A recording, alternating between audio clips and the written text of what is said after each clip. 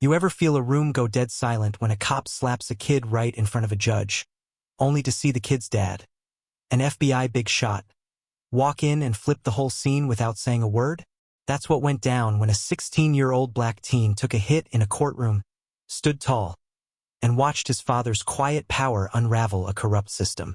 By the time the cuffs were on the cop, the city was awake, but it left me wondering if one win could fix a broken machine or if we're just waiting for the next slap to sting.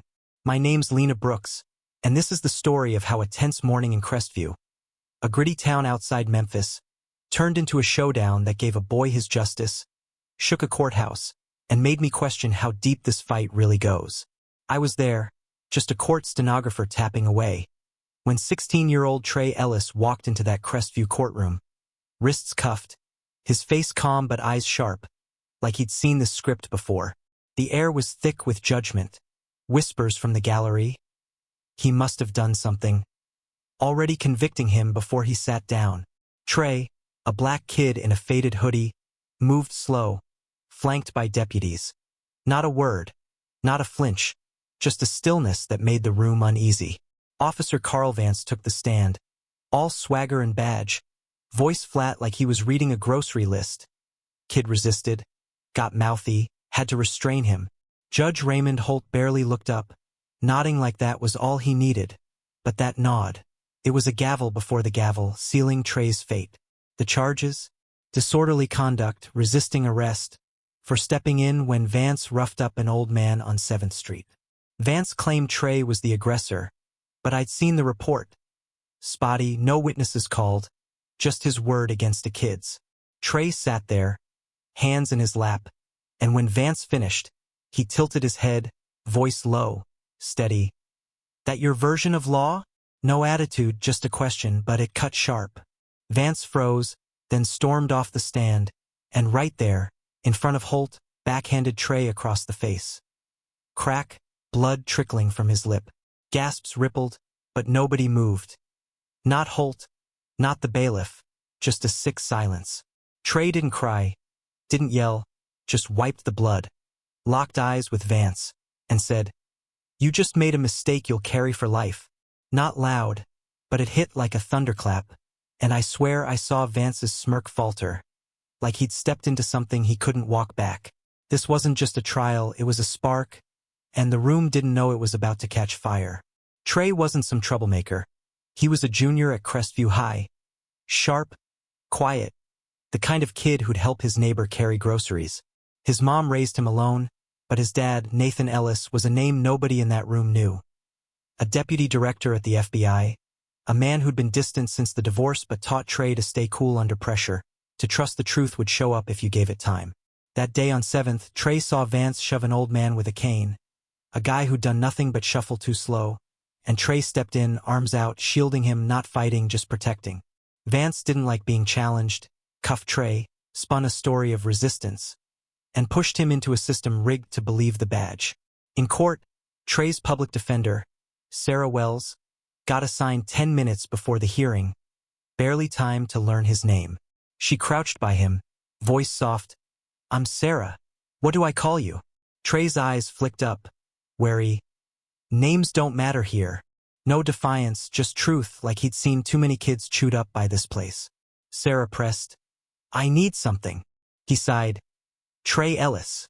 She jotted it down, flipping through a thin file. No priors, nothing to justify this mess. Then she saw it. A silver chain under his collar, engraved Ellis, FBI field office. Her breath caught, but Trey tucked it away, muttering, "Doesn't change how they see me." Sarah's gut told her this kid wasn't just a defendant. He was waiting for something, someone, and she had to buy him time. The recess hit and things got uglier. 2 cops sauntered over. Drug sweep, protocol. Ripping through Trey's backpack, tossing his notebooks, a sandwich, pens, like they were hunting treasure. Nothing found, but they slapped a suspicious behavior note on the table. Smirking. Sarah snapped. "He's not charged with possession. No grounds." They brushed her off. "File a complaint later." Later, always later, the system's favorite wall. Vance piled on, tossing a report to Holt. Add resisting arrest and obstruction. Kid was uncooperative.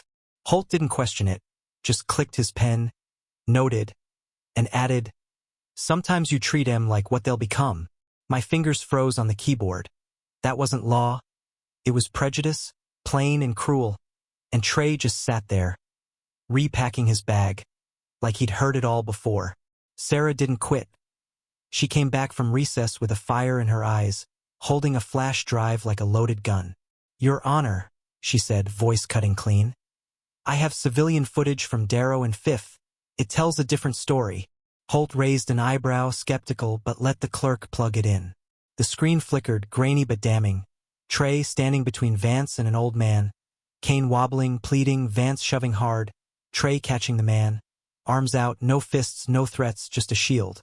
The room held its breath. Jurors leaned forward. A reporter's pen froze mid-scribble. Sarah's voice was steel. "This contradicts Officer Vance's testimony. Trey prevented harm, didn't cause it." For a second, it felt like the truth might win. Like maybe this time it'd matter. But Holt leaned back, wiped his glasses, and said, "Unverified footage, dismissed." No reasoning, just a flick of his hand, burying the evidence.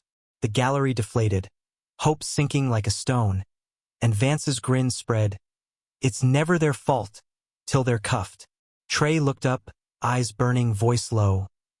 "You're not the first to hide the truth, but I might be the last to stay buried."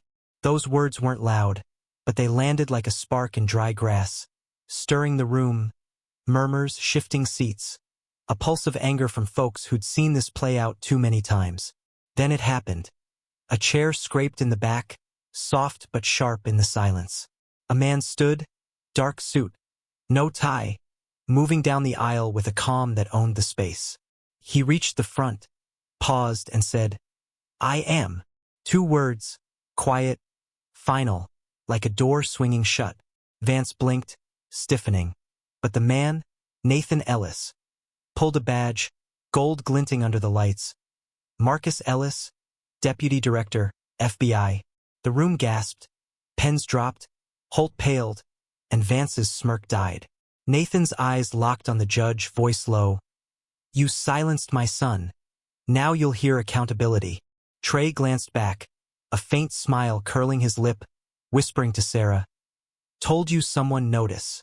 This wasn't a trial anymore, it was a turning point, and the system was about to feel it. Vance tried to hold his ground, taunting, "No one's saving you, kid." But Nathan didn't bite. He moved like a man who'd already won, stepping forward. "Your Honor, I request a special evidentiary hearing. Prosecutorial misconduct, judicial bias, and falsified testimony by Officer Vance."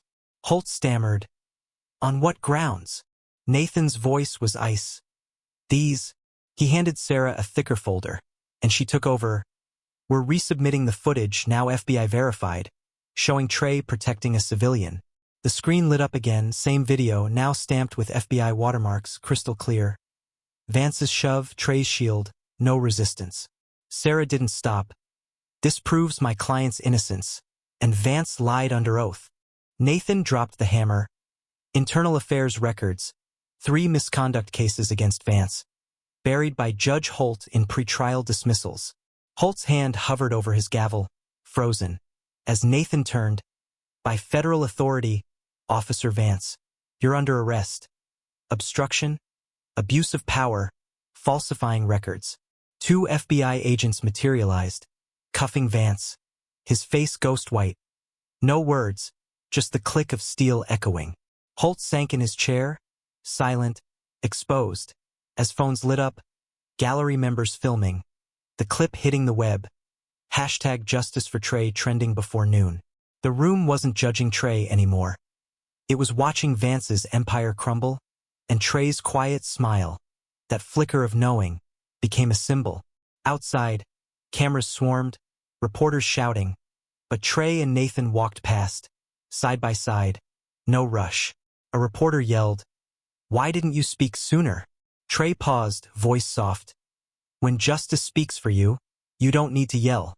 Nathan glanced at him, whispering, "Missed your childhood, but not your courage." Clapping started, slow, then swelling, not loud, just warm, proud, as father and son moved forward, not for the crowd, but for every kid told to sit down, every truth buried under a badge. Crestview didn't sleep that day. Hashtag Justice for Trey exploded. TikToks, tweets, CNN replays. The video of Vance's arrest racking millions of views, sparking protests, end biased courts, signs waving from Memphis to D.C. The FBI launched a full review of Holt's rulings, digging up years of buried misconduct, and Vance faced charges, his career dust.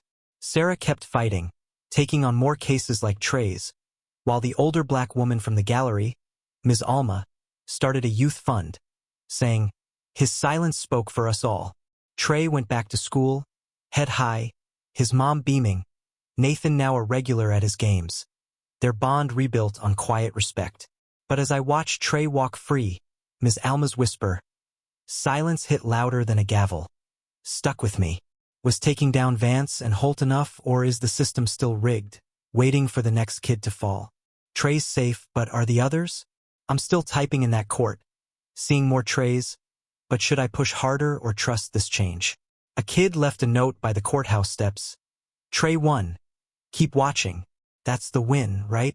But is it enough? Or is another badge ready to swing? What do you think? Was Nathan's move justice, or too powerful? Should Trey keep quiet or fight on? Ever seen a kid judged like him? Drop a comment. Tell me where you're watching, share your stories. Like, subscribe, and let's keep the truth loud against the silence so you don't have to.